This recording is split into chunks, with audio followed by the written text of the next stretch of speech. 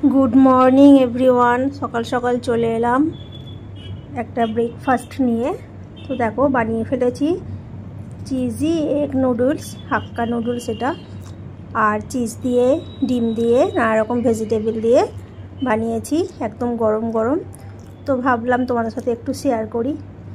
तो तुम्हाদের दिनटा सारा दिनटा खूब भालो काटुक और भालो लागले आमार भिडियो लाइक करो, कमेंट करो और सबस्क्राइब करते भूलो ना।